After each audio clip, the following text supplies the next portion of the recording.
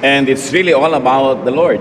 Lalong-lalo sa pang-araw-araw nating buhay, what principles do we apply, especially when someone does wrong? Yan po ang ating pag-aaral. Panginoon naming Diyos, salamat dahil kayo ay pwede naming gayahin, pwede namin kayong tanungin at hanapan ng liwanag para sa aming buhay. We thank you, Father, that we can use your wisdom for our daily life. Right now, we ask you, Lord, to forgive our sins, cleanse us, enable us to understand your wisdom. Be our teacher, O God.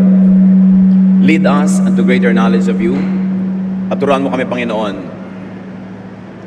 na magkaroon ng mga pananaw, style sa buhay, methods na ayon sa katuruan ng iyong anak na si Jesus. Right now, may you give us peace, strengthen our bodies, restore our emotion, our spirit, and allow us, enable us, empower us to learn from you. May you be our speaker, O God. Only your voice, not anyone else's, is what we want to hear. Speak to your people, use your servant only as your instrument. Liberate us, set us free, empower us, heal us, and glorify yourself. We ask, we pray, we thank you. In the name of your Son, our Lord, our friend, our healer, Jesus Christ. Amen. Maraming pagkakamali tayo nagagawa sa araw-araw at marami ring nagkakamali laban sa atin. What can we do? How can we go on living, especially when people very close to us, people that we love, people we depend on, do us wrong? Unang-una, isolate the deed from the doer. Mahalaga na paghiwalayin natin yung gumawa sa ginawa. Ihiwalay yung tao doon sa kanyang ginawa sa buhay. Isolate the act from the actor. Psalm 103 verse 12, how far has the Lord taken our sins from us? Farther than the distance from east to west. Yun ang isang ministry sa atin ng Panginoon, yun ang isang pagpapatunay at pagpakita niya ng pagmamahal niya. Hinihiwalay niya yung kasalanan natin sa atin. Gaano daw kalayo, kung gaano kalayo ang silangan sa kanluran. And other verses in this same chapter say, binabaon sa lalim ng dagat ng Diyos ang ating mga kasalanan, inilalayo sa atin. Siyempre nung araw nang sinulat yung Psalm, hindi pa nila nasusukat ang lalim ng dagat, kaya sa kanila isa yung talinghaga, isang metaphor ng pagkalayo-layo. Parang kasing layo ng sky sa tingin nila noon na wala pa silang mga spaceship, wala pa silang mga aircraft para matingnan kung gaano ba talaga kalayo yan. Ang mahalaga yung ibig sabihin nila na inilalayo ng Diyos mula sa nagkasala yung kasalanan. So, sa inyong asawa, anak, magulang, kapatid, kaibigan, kapwa-tao, judge the deed, not the doer. The Lord's will is to separate the sin from the doer. Pero marami, binabaligtad yun. Pinag-iisa nila. Kung gaano sila namumuhi sa isang kasalanan, kinamumuhian din nila yung nagkasala. At pwede lang tayo na sumunod sa Panginoong Yesus sa sinabi niya sa Matthew 7:1, don't condemn others. Pag pinaghiwalay natin yung gumagawa ng mali sa ginagawang mali. You condemn what is done. You condemn the wrong that is done, but you don't condemn the person. Doon pa lang mga kapatid, pag napaghiwalay natin yan, lalaki na yung kapayapaan, katahimikan, at maaayos ang maraming suliranin. If ever you would use the word bad, use it on the deed, not on the doer. Don't call people bad. You can just say, some people do bad things. There are things that are bad to do, but to call somebody bad, parang binaliwala mo na lahat ng mabubuting bagay tungkol sa kanya at pinakyaw mo na dahil lang sa isa o dalawa o konting ginagawa niyang mali. Why should not we call people bad? Because people are God's creation. And people are marvelous, no matter the imperfection. Especially when you look at people from the point of view of God who created all of us. Psalm 139:14, and I praise you because of the wonderful way you created me. Everything you do is marvelous. Of this, I have no doubt. Awit ni David, awit ng mga ibang inulit at inawit din ni David. Alam naman natin si David maraming mga kasalanan, maraming mga imperfections. Pero sinasabi pa rin niya, ayon sa awit na ito, that he was wonderfully made. At sino pa man ang mga bumuo ng mga awit na ito noong panahon nila, Hindi sila mga perpektong tao, pero sabi nila, I praise you because of the wonderful way you created me. Kaya nung si Pedro ay pinapakain ni Lord ng mga bawal sanang pagkain according sa tradisyon nila, sabi niya, Lord, I cannot eat bad food. At sabi ni Lord, do not call unclean what I call clean.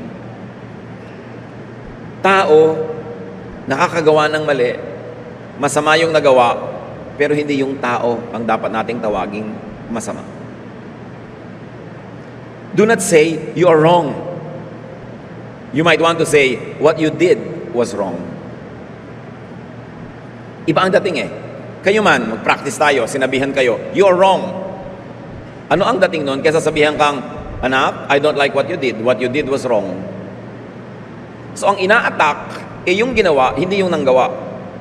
So you don't feel forced, obligated, necessitated to defend yourself because you are not being attacked. It was the deed that was being attacked. Pagka ganon, mas magiging mahinahon ang usapan, mas magiging bukas ang isip nung itinutuwid, mas tatanggap siya ng payo o mga pagtutuwid sa kanya dahil hindi naman siya yung ina-attack. When you attack people, they become defensive. When they become defensive, they close their minds. They only want to win. They only want to protect themselves. So walang maaayos. Walang mararating. Don't say, you are a fool. You might want to say, what you did was foolish. Kaya sabi sa Matthew 5:22, but I promise you that if you are angry with someone, you will have to stand trial. If you call someone a fool, you will be taken to court. And if you say someone is worthless, you will be in danger of the fires of hell. Itinuturo ng Panginoon dito, huwag mong i-judge, huwag mong i-attack, huwag mong lagyan ng label ang tao. Yun lang ginawa niya. Never tell people, I hate you. You might want to say, I hate what you did. Pag may ginawa ang tao na nakakasuklam, hindi mo sasabihin sa kanya, I hate you. You say, you know what you did last night? I hated that. Ibig sabihin, may iba siyang ginagawa that you don't hate. Ibig sabihin, you don't hate the person herself or himself. Sabi sa Romans 12:9, hate everything that is evil. Hindi naman everyone that does evil. Ang kakabuhian mo talaga yung ginawa. Pwede mong sabihin sa isang tao, what you did was sinful. But to call somebody, you know you are a sinner, iba yung dating. How do we prevent provocative confrontations? When somebody does wrong, isolate the doer from the deed. Matthew 7:3, you can see the speck in your friend's eye, but you don't notice the log in your own eye. Yan ang ayaw na ng Panginoon yung hinihusgahan mong kapwa mo. Tapos ikaw din naman may mga ibang kasalanan, kamalian, imperfections. What else do you do when somebody does wrong? Avoid extreme words like always. Nakalimutan minsan ang birthday mo, sasabihin mo na God, you always forget my birthday. Lagi kang ganyan. Hindi naman lagi. Alam niyo para sabihin yung lagi nagkakamali ang isang tao? It means perfect ang pagkakamali niya kasi lagi. And nobody is perfect. Nobody is perfectly good. Nobody can be perfectly wrong. Nobody can achieve perfection negatively or positively. So nobody is perfectly wrong. So no one could be doing wrong always. Kumisang kasi sobrang dramatic ang ating salita. Sobrang gusto nating makaganti, makapanakit, makapangkutya. We would like to deride people, to embarrass them. We want to get back at people and to hurt them because we are hurt. And we use extreme words. Maingat dapat tayo sa salita. No unnecessary words, lalong-lalo yung negative ang effect sa kapwa. Matthew 12:36, the Lord says, I promise you that on the day of judgment, everyone will have to account for every careless word they have spoken. Hindi dapat na pabaya tayo sa salita na nakakasakit na tayo. Especially when we are hurt. When you are hurting, try not to speak out at once. Because the tendency is for us to hurt others in return. Meron daw isang tribo sa Africa, hindi ko to na-verify, pero nabalitaan ko ito. Pag may nagkasala sa kanilang member ng tribe, may nagawang mali, ang gagawin nila, kukunin nila yung tao na yon, ilalagay nila sa gitna ng village, paliligiran nilang lahat, at alam nyo kung ano gagawin nila? Bawat isa, iisa-isahin, isasalaysay, i-enumerate ang mga mabubuting ginawa ng taong ito. Mag-iipon-ipon sila hindi para husgahan yung tao, hindi para sumbatan, hindi para isa-isahin ang mga kamalian. Baligtad. Isa-isa nilang sasariwain, gugunitain ang mga mabubuting ginawa ng taong ito. Can you imagine? Imagine a tribe like this. Imagine a family like this. Imagine a social group or a corporate group like this. Siguradong hindi mag-aaway-away ng malaki, hindi magkakawatak-watak, dahil pag may nagkakamali, ang inuungkat nila yung mabuting ginawa. So yung galit mo, maliman siya, ay huhupa dahil maalala mo ang magaganda niyang ginawa. At siya naman, hindi siya matatakot or iiwas na humarap sa lahat kasi ang pag-uusapan yung kabutihan niya. Siyempre, kung ang lahat relax na, ang lahat ay panatag na yung loob, mapag-uusapan din naman yung kamalian niya eh. Although probably indirectly, maitutuwid din yun.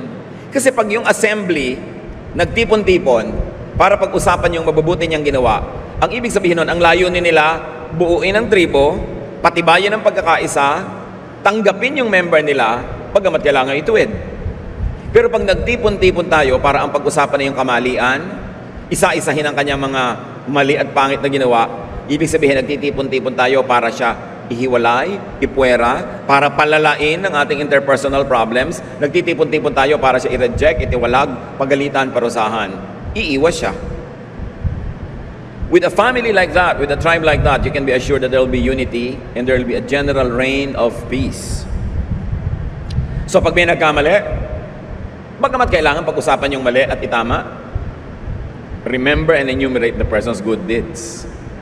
Tulad ng binanggit na natin. Si Nehemiah sa kanyang panalangin, Diyos ang kausap, chapter 13, verse 14, sabi niya, I pray that my God will remember these good things that I have done for His temple and for those who worship me. Ipinapagunita niya, ipinapaalala niya, kahit sa Diyos na hindi naman nakakalimot, na may mga ginagawa siyang tama. Na sa pakikitungo ng tao sa Diyos at sa kapwa-tao, there is such a thing as point system. Hindi lang yung negative points ang yung titingnan mo rin yung positive. At ang mahalaga sa pagtingin sa kapwa, yung averages. Wala namang absolutely and perfectly wrong all the time. Kaya wala kang dapat kamuhian na tao, meron ka lang dapat kamuhian ng mga specific things that people do. Si King Hezekiah, pinasabihan ng Diyos sa propeta, mamamatay ka na. Mag-ayos-ayos ka na ng sambahayan mo dahil sasakabilang buhay ka na. Isaiah 38, 1-5. About this time, Hezekiah got sick and was almost dead. So I went in and told him, sabi ni Isaiah the prophet, the Lord says you won't ever get well. You're going to die. And so you had better start doing what needs to be done. Hezekiah turned toward the wall and prayed, don't forget that I have been faithful to you, Lord. I have obeyed you with all my heart, and I do whatever you say is right. Nakita nyo, ginugunita ang mga tamang ginawa para maayos ang sitwasyon, para matanggap ang pabor na dapat namang tanggapin dahil sa mga tamang ginawa. After this, he cried hard. Then the Lord sent me with this message to Hezekiah. I am the Lord God who was worshipped by your ancestor David. I heard you pray, and I saw your cry. I will let you live 15 years more. Diyos na yon. Sinabihan ng mamamatay yung tao, nakiusap, sabi, Lord, di ba ang dami-dami ko namang ginawang tama at maganda? Extension naman. Talagang gusto pa niyang pabuhay. At sabi ni Lord, nakita ko ang pananangis mo, nadinig ko yung panalangin. Sige, 15 years, extension. Kung ang Diyos, na perfect, bagay lang maningil, bagay lang magparusa kung kailangan, at sinabi na niya dapat masunod, napapakiusapan pa, ungkatin mo lang yung mga mabubuti mong ginawa. Tayo pa kaya mga kapwa-tao lang na hindi naman perfect, ang hindi pwedeng pakiusapan na magbigay ng konsiderasyon? Lalo-lalo kung naaalala at ginugunita natin yung mabubuti namang ginawa ng isang tao. Nagdidilim lang naman ang paningin natin. Lumalakas ang loob natin maging malupit pag yung tao ang tinawag nating bad. Bad yan eh, bad father yan, masamang tatay, masamang babae yan, masamang tao yan. Para nagkakaroon na tayo ng entitlement na maging bad din sa kanya. Parang wala na siyang karapatan na tumanggap ng kabutihan kasi bad siya eh. Pero pag sinabi mong, that person has done something wrong, but you know, that same person has done many good things, and here they are, let me enumerate. Ikaw man, maglulubag ang loob mo eh. galit mo man, huhupa, mauunawa mo siya, ma-appreciate mo pa. 2 Corinthians 5:10, after all, Christ will judge each of us for the good or the bad that we'll do while living in these bodies. So hindi lang for the bad, also for the good. Tinitimbang, pinag-aaralan. Minsan nabubulag tayo ng ating emosyon at gusto na nating sundin yung emosyon natin na magalit nga tayo, magpagalit tayo sa sarili natin, dagdagan pa natin, pagalitin pa natin yung ating kapwa, maggatungan tayo ng kani-kanyang mga sama ng loob at galit laban sa isang tao. Ano mangyayari? We become a board of judges. Kaya mga kapatid, maganda, halimbawa may darating sa inyong umpukan, sa inyong usapan, may babanggitin na masamang ginawa ng isang taong kilala nyo. Yung mga binanggitan noon, dapat magsabing, alam mo, maaaring nagawa niya yan, pero ngayon, naaalala ko, ang dami niyang ginawang mabuti. Tinulungan tayo niya noon, ikaw natulungan niya, ako, ganun. May ginawa siyang ganito, nakabubuti yon. Kung ang layunin ng pagsasama-sama at pagtitipon-tipon ay mapapurihan ng Diyos, magawa ang will of God, at mapanatili ang pagmamahalan, ang pagkakaisa, dapat ganon. May nagbabalanse. Pag may nagdala sa inyo mga kapatid ng isang sumbong laban sa ginawa ng isang taong kilala nyo, balansehin ninyo, agad-agad kayong umungkat ng kabutihan ng taong yon. Of course, in a way that will not offend naman yung nagsusumbong, na mukha naman siyang sumbongera lang. Pero you might want to say, alam mo, lahat tayo may nagagawang mali, pero na-appreciate ko tao na yan, alam mo, ganito, ganon. Lalo kung kamag-anak nyo, kapatid nyo, kaibigan nyo, asawa nyo, lalo. Kasi dapat natin i-preserve in relationships. When someone does wrong, do not confront the guilty person when you are, or when they are angry, hungry, tired, or unwell. May nagawang mali ang iyong asawa, may nagawang mali ang iyong anak, ang iyong kapatid, ang iyong magulang pa. Huwag na muna mang-confront kung kayo'y galit, o gutom, o pagod, o masama ang pakiramdam. O kaya siya yung may ganong nararamdaman. Walang mararating na maganda ang usapan. Dapat tamang timing.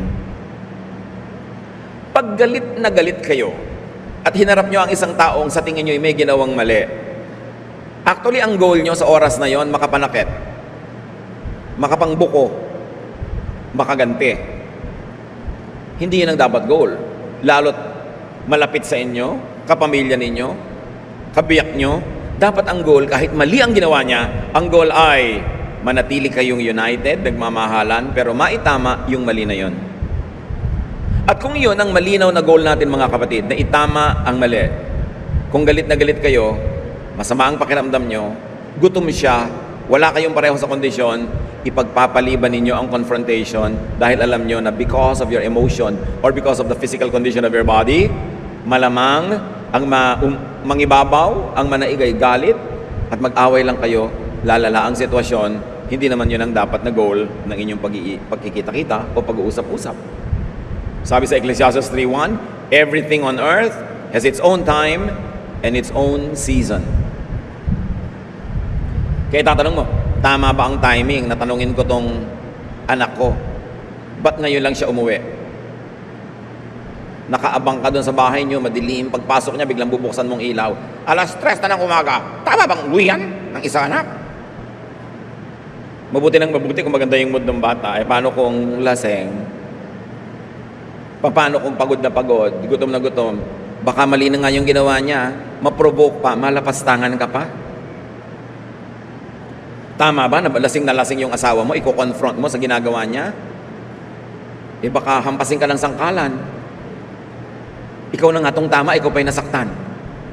Timing. Nakita nyo si Abigail? Maling-mali ang ginawa ng kanyang asawa. Pero nung lasing na lasing at nag-enjoy, hindi niya kinonfront. Pinapahinga niya muna, pinatulog niya.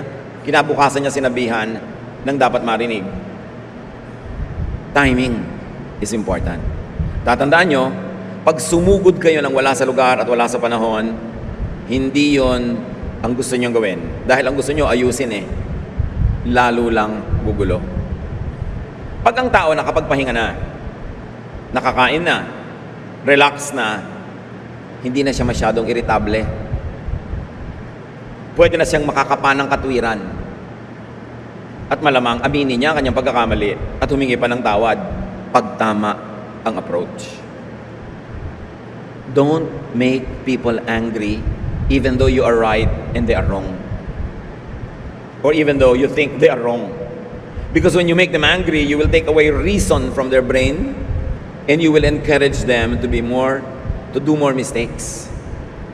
Sabi sa Proverbs 15:1, a kind answer soothes angry feelings, but harsh words stir them up.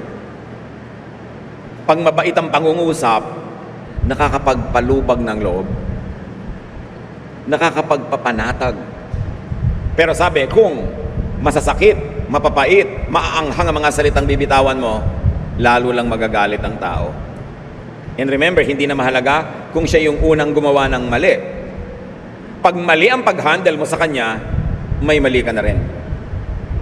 At ikaw ang mas huling gumawa ng mali kaysa sa kanya.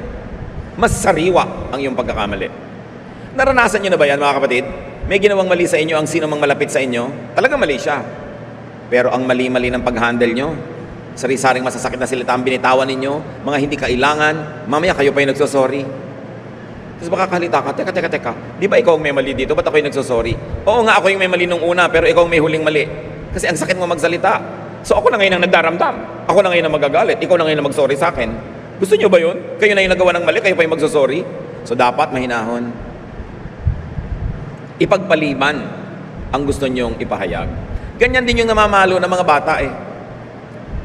May magtatanong sa akin, Pastor, pwede po bang paluin ng bata? Kasi sinasabi sa Bible, tapos ngayon makabagong paraan, wag daw. Kasi well, ang pamamalo dapat nasa lugar. Una, dapat may contract kayo. Anak, pag ito ang mga ginawa mo, mapapalo ka. Pag ito ang mga ginawa mo, may gantimpala ka. Dapat alam ng bata kung ano yung gagawin niya na pag ginawa niya, mapapalo siya. Hindi yung, wala siyang kamalay-malay, bigla na lang nagdilim ang paningin niya, nakakita siya ng mga bituin, dahil bigla niyo sinapok. Wala naman kayong usapan, nasasapukin yung offense na yon. So clear, dapat alam niya. Number 2, huwag kayong mamamalo ng galit. Kasi kahit ano na lang maihampas nyo dyan, kahit saan nyo tamaan. Kasi galit kayo at ang taong galit nagiging hayop. Anong laban ng bata sa inyo? Galit kayo, ang laki-laki nyo. Mapapalo nyo ngayon. So dapat yon, may ginawa siyang mali, magpapalubag kayo ng loob, 3 hours, 4 hours later, tsaka nyo kakausapin, anak, ano yung ginawa mo kanina? Sasabihin niya, eto po, anong usapan natin tungkol sa ginagawang yan? Palo po. O bueno, sige dumapa ka na, magpapaluan na tayo. Yung bang hindi ka galit, yung mamamalo ka lang para i-emphasize mo yung mistake, pero hindi para maghiganti. Maraming magulang, mahal nila ang anak nila, pero pag nagagalit sila, nagiging mabangis. Nahalimaw sila, at ang nangyayari, gantihan. Anong laban ng bata? Nasa lugar. Kailangan may paluan. Spare the rod and spoil the child, sabi sa Bible. Pero nasa lugar. May anatomy na hindi dapat nasasaktan. May part ng body na hindi dapat doon pinapalo. At saka yung palo, parang ano lang yun, seremonya. Hindi talaga para magkadurug-durug siya at sa orthopedic ang labas ng bata. No? Sa Children's Hospital ang pulot ng bata dahil nagpaluan kayo. So remember mga kapatid, huwag gagawa ng anuman paggalit. Baka makapatay pa kayo. Tapos pagsisisihan ninyo. When you cannot give a kind answer, when you cannot ask a gentle question, postpone the encounter. Hindi nyo kaya naglalagab-laban loob nyo. Gusto nyo talaga na lundagin siya. Alam niyo yung tao nagagalit, parang kaya nyong labanan kahit 100 tulisan. Kasi marami ka adrenaline eh. And then you will do something you will regret. Worse, you might say something you will regret. Ang mahirap sa salitang binibitawan, di na nababawi. Kahit pa mo, sorry, nasabi mo na nakatanim na sa puso. Naghihintay lang ng panahon para ilabas at isumbat sa'yo na ba't ka nagsasalita ng ganon. Kaya ang sabi nila, when you're angry, di ba? Count 1 to 10. Galit na galit ka, na-provoke ka, may sinabi siya na nagpanting ang tenga mo, bago ka sumagot, magbilang ka muna ng 10. 1, 2, 3, 4, 5, 6, 7, 8, 9, 10. Kayo man nainip, di ba? Pero sigurado, humupa na ang loob nyo after 10. Ang galit kasi is a temporary insanity. When you're very angry, you become temporarily insane. Kaya kahit sa court of law, acceptable yan temporary insanity. But the point is this, yung dugo natin, yung chemistry ng dugo natin, napapalitan yan pag galit tayo, napupuno ng adrenaline. Pinapalakas ka para ka lumaban ng mga primitive times ng humanity na talagang kailangan magpukpukan kayo ng bato at kung ano-ano dahil mga taga-kuweba kayo. Kailangan mo yung galit, yung lakas. But not in civilized society. Kaya lang, nasa katawan pa rin natin yung pag nagalit, nagre-release ng mga chemicals that will make you very aggressive so you can protect yourself or you can assault the enemy. But the point is, 10 seconds lang na nasa blood natin yon. After 10 seconds, wala na. Kaya magpapalipas ka ng 10 counts para mawalan ka na ng energy na maging violent and aggressive. Wala kang pagsisisihan. Kaya mahalaga, huwag kikibo agad. Importante yan. Pagka gusto nyo kumibo agad, magalit agad, mag-register agad ng protest, mang-correct agad ng kapwa, alalahanin nyo yung note na la. Alam nyo yung do, re, mi, fa, sol, la? At ulitin nyo sa sarili nyo, pag kumibo ako ngayon, lalala lang. Lalala lang ang sitwasyon. Kaya kumanta kayo ng lalala lang ito, mamaya na lang ako kikibo. And then, you will be thankful that you did not give in to the emotional strain of the situation. When somebody does wrong, apply the golden rule. Turo pa naman niya ng Panginoon Luke 6:31, treat others just as you want to be treated. Do not return wrong for wrong. Pag gumagawa tayo ng mali o nakagawa tayo ng mali, ang gusto naman natin, mapatawad tayo ng iba. Huwag din na nilang ungkatin, huwag na tayong hiyain. So yun din ang ibigay natin sa kanila. Do not repay wrong for wrong. Ang gusto natin, kalimutan na lang nila, patawarin tayo. Bigyan tayo uli ng chance. So dapat ibibigay natin yon sa ating kapwa. Do not repay evil for evil, but repay evil with good. Yung prophet, matapos na pwedeng-pwede nang patayin ng Israel yung kanilang mga kalaban, ang sabi ng prophet, ipaghanda nyo sila ng pagkain, pakainin ninyo, painumin nyo at pauwiin nyo mga yan.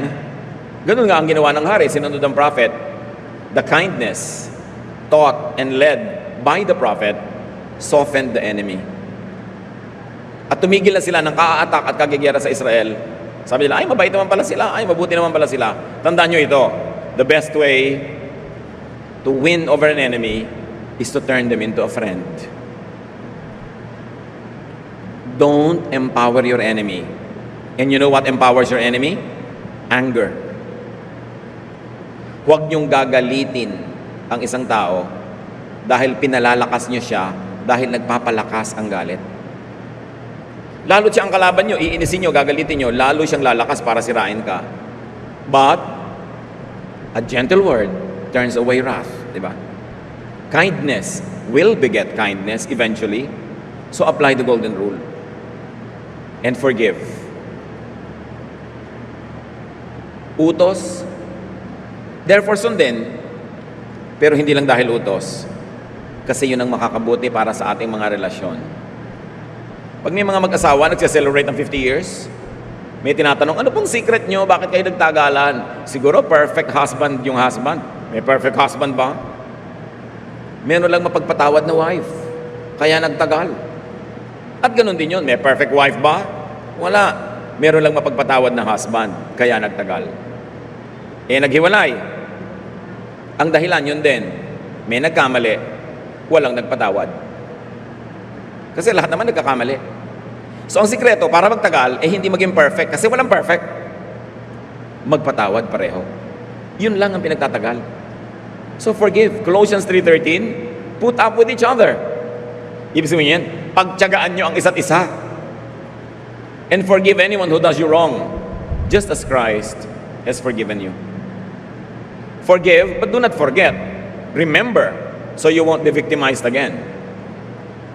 Hindi ibig sabihin ng nagpo-forgive ka, tinatapon mo na intelligence mo, tapos pinaglalaroan ka na, paulit-ulit. Dahil ang sabi naman sa Matthew 10:16, I am sending you like lambs into a pack of wolves. So be as wise as snakes and as innocent as doves. So tinuturuan din tayo maging matalino. Magpatawad ka para ma-restore ang relationship. Pero makikita mo naman kung yung pagpapatawad mo na pagsasamantalahan na, paulit-ulit at hindi naman napupunta sa restoration, lalo lang kayong nagkakawasak-wasak, then you will know what to do. You will have to protect yourself. But then and only then, ang unahin mo muna is to forgive and to give peace a chance. And finally, when someone does wrong, learn from the mistake. Huwag yung puputulin mo agad ang relasyon mo dahil may mali. Yun ang madalas ay banggitin ko na nangyari sa isang company, one top executive committed a grave error that cost the company so much money. Ang laki-laki ng naging halaga nung mistake ng isang top executive. Ipinatawag siya ng presidente ng kumpanya, naghanda na agad siya ng resignation letter. Pagpasok niya sa opisina ng presidente, inabot niya agad yung resignation letter. Sabi ng presidente, ba't ka nagre-resign? At sabi naman nitong sa executive, napakalaki po ng nalugi sa kumpanya natin dahil sa error ko. Kaya nagre-resign ako. Di ba kaya niyo ako ipinatawag para ako tanggalin? At sabi ng presidente, anong tingin mo sa akin? Hindi marunong? Ang mahal-mahal ng ibinayad ko para ka matuto? Tapos ngayong natuto ka na, tatanggalin kita? No way. Nalaman mo na yung mistake mo? Opo. Uulitin mo ba? Siyempre po hindi. Kaya dito ka manatili kasi natuto ka na. Yung ibang executive na yan, hindi pa nagkakamali, pwedeng malugi pa uli ako sa mga yan. Pero sa'yo, hindi na. Natuto ka na eh. You know, alam nyo mga kapatid, pagka nagkakamali ang tao, basta tama ang handling, pinapatawad, pero may discussion. Hindi laging parang limutin na lang natin, walang discussion, walang arrangement, walang restoration, walang ganun. Dapat meron. Ang taong nagkamali, valuable yan. Kasi alam na niya. At kung ginagamit niya ang utak niya, hindi na niya ulitin. Kesa yung hindi pa nagkakamali, malay niya naman hindi pa lang yung nagkakamali kasi hindi pa siya nalalagay sa ganong kalagayan. So, mahalaga, learn from the mistake, benefit from it. Yung taong mahusay, hindi lang yun yung taong walang naging mali. Ang madalas, ang mahusay na tao, yung marami nang naging mali, pero natuto mula sa mga kamalian na yun. Valuable siya. Meron na siyang wisdom. Galatians 6:1, brothers and sisters, if someone is caught in a sin, you who live by the Spirit should restore that person gently. But watch yourselves, or you also may be tempted. Pag may nagkamali, ang itinuturo sa atin, buuing muli yung tao, buong muli ang ating relasyon, ang ating pagiging isa, ang pagiging isang pamilya, pero dapat dahan-dahan, banayad, gentle. Dahil yung tao nagkamali, pagka marahas ka sa pag-handle sa kanya, nasaktan na nga siya, baka masaktan uli, lumayo na lang. O baka talagang ang utak niya medyo lihes, magiging marahas ka pa sa kanya, lalong lilihis yung utak niya, hindi kayo mabubuo muli. Remember that the goal is restoration. And if you really like restoration, you will be gentle. Not vengeance, not revenge, but restoration. And correct the mistake. Yung correction, mga kapatid, when you correct the mistake, later, not at once. Pag may nagkamali, ang una nating goal is papanatagin ang kanyang loob, bigyan siya ng assurance na mahal pa rin natin siya, kasali pa rin siya sa pamilya, sa organisasyon. Kung tayo man ay mag-uusap-usap, ang goal lang natin ay matuto mula sa pagkakamali, maituwid ito para umasenso tayong lahat. Pag yun ay malinaw sa kanya, magko-cooperate siya. Then you can correct the mistake. James 1:23-25, if you hear the message and don't obey it, you are like people who stare at themselves in a mirror and forget what they look like as soon as they leave. But you must never stop looking at the perfect law that sets you free. Pagka daw na nalamin kami, nakita kang mali sa mukha mo, tapos umalis ka lang, nilimot mo, hindi mo itinama, ganon din yung mga taong nare-realize ang mistake nila pero wala namang ginagawa para ituwid yun. In other words, dapat itinutuwid, dapat itinatama. At sabi pa sa pagpapatuloy, God will bless you in everything you do if you listen and obey and don't just hear and forget. The very valuable person is not the one that has never committed a mistake, but the one who has already committed many mistakes and have learned correctly from those mistakes. Wise na ang tao na yon. When someone does wrong, do not overreact. Huwag kayong makikinig sa mga sulsol, naggagatong sa inyo na lagi pa kayong magalit. Mga kapatid, suriin nyo ang mga tao sa paligid nyo. Pag meron ang laging yung effect, pag kinausap kayo ay nagagalit kayo lalo sa kapwa, iwasan yung laging kakausapin yung tao na yon o maglagay kayo ng filters sa tenga ninyo para hindi kayo ma-influence. May mga tao na mapagmahal ka, maibigin, matulungin, pero pag kinausap ka nila, pinapatigas nila yung puso mo. Ang effect sa iyo ngayon, hindi ka natutulong, hindi ka na mabait. Hindi yon ang mga mabubuting kausap na tao. Yung galit ka na, gagalitin ka pa lalo. Hindi yun ang kailangan mo makausap. Kasi itutulak ka lang niya sa patuloy na mga pagpapalala ng sitwasyon. Confront the wrongdoer when the time is right. Remember to isolate the doer from the deed. Don't label people. Label only what people do. The good and the wrong and the bad that they do. And always go for correction. Don't go for revenge. Go for correction. Go for restoration, reconciliation. Go for peace. Go for what is nice and pleasant. Ang iksi-iksi ng buhay, nagkakamali tayong lahat. Pag hindi natin hinandle ang mistake ng iba at mistake natin correctly, yung mga mahahalagang tao mawawala sa ating buhay, tayo mawawala sa buhay nila, walang relasyon na magtatagal kasi ito yung may magkakamali, magkakasira kayo, magkakawasak-wasak ang relasyon nyo, tatanda ka na lang at mamamatay ka na lang, you are like a rolling stone gathering no moss. No relationships are kept, no relationships are restored. So you begin with one basic fact. God remembers that we are dust. That's why God forgives. Because we are made of dust.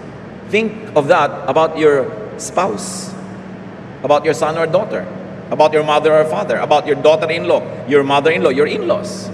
Think of that about your workmates. Walang perfect. Nagtatagal lang ang relasyon dahil hinahandle mabuti ang pagkakamali. At pag tayo yung nagkakamali, let's be the ones who admit it immediately para ma-correct agad ang mga mistake. Maiksi ang buhay. Life is short, but it's always long enough to enjoy the good graces of God. But you will enjoy it more if you have peaceful, beautiful relationships with people. And that will happen not if they or you are perfect, but if you know how to handle when things go wrong, how to handle mistakes that you do and other people do. Sabi ni Lord, I came that you might have life and have it abundantly. And for that to be abundant, we have to continue to mend fences, to make peace, and to promote peace among the people who are close to us. Ama namin, patuloy niyo po kaming turuan. Natanggapin ang mga bagay na hindi naman namin kayang palitan, tulad ng we are not perfect, and people like us are not perfect. Therefore, we will commit mistakes, people will commit mistakes. Teach us to handle such situations correctly, para hindi dumilim ang aming isip, hindi magulo ang aming mundo, at lagi namin itong maayos, lalo kung nagugulo ito. Huwag kaming padaya sa kaaway na magulo na nga, palalalain pa. Turuan niyo kami, Lord, to be agents of peace and restoration. Pagbulay-bulayan natin itong mga kapatid, i-apply sa mga sarili nating pamilya, mga kaibigan, mga pinagtatrabahuhan, sa ating community, lalong-lalo sa church. Teach us, O God, to learn from these points, these pointers, so that we may please you. We may live lives that are like aromatic offerings to you, and so that we may enjoy others, and others may enjoy us as well. Let's spend some moment of silent reflection in the presence of our Lord.